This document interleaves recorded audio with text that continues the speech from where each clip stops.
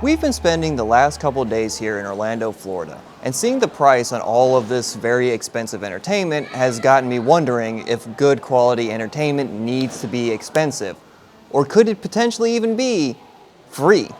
NRG. I'm not sure what the goal is. Basically, you jump around in a circle and shoot bots with energy.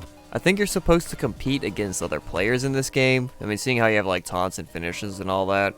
I didn't try the online, but I would imagine it's dead. 4 out of 10. I couldn't get comfortable with the mechanics, so I wasn't a big fan. Conjure Reveal. Pretty cool arena shooter. It's a little floaty, but it controls well enough that it doesn't really matter. You can still jump around and do stuff like throw items at people. It's short and easy, like you can get through the 2 levels in about 15 or 20 minutes. I like it though. A lot of good free-to-play games are typically short. I would give this a 7 out of 10. Prototype. I feel like I've heard a lot of this before in most cyberpunk genre media. Maybe it picks up after the 5-minute mark, but I didn't find out. The Beast in the Cave. This is a Lovecraftian-inspired pixel RPG game. I don't know what happened. I wandered around, saw a cult follow this lady, wandered around, met a ghost. I think he killed me. It was certainly a mystery, you know, like certainly the Lovecraftian mystery I didn't expect. And so is this rating. I don't know what to give it. Missing Hiker. It's a walking sim with a story that you'd probably need to play more than once if you wanted to find everything. The dialogue's weird and the horror is very dependent on jump scares. The map's pretty linear and there's not much outside of the basic story. Really, it's just figuring out what set of clue lines doesn't lead to you dying. So you're probably going to need to play the game more than once to beat it. I did not. Also, this is bullshit. There's no rule about waiting to report a missing person. If you or someone you know is missing, you should report it immediately. Skyland. This reminds me of a Nintendo game. It's an asymmetric camera beat 'em up. The fact that there's only 5 maps doesn't really bother me because, again, it is a free-to-play game, and it does control pretty well. There's a boss fight at the end.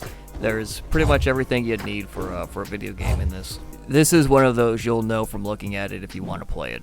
Operation Harsh Doorstep.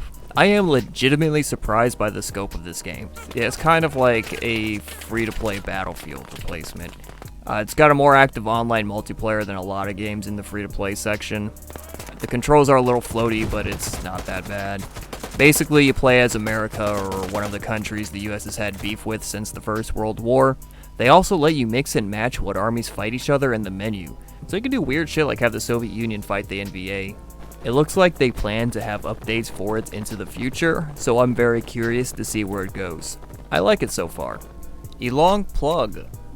It's a puzzle platformer where you have to stay plugged into a socket at all times and need to complete tasks in order to elongate yourself.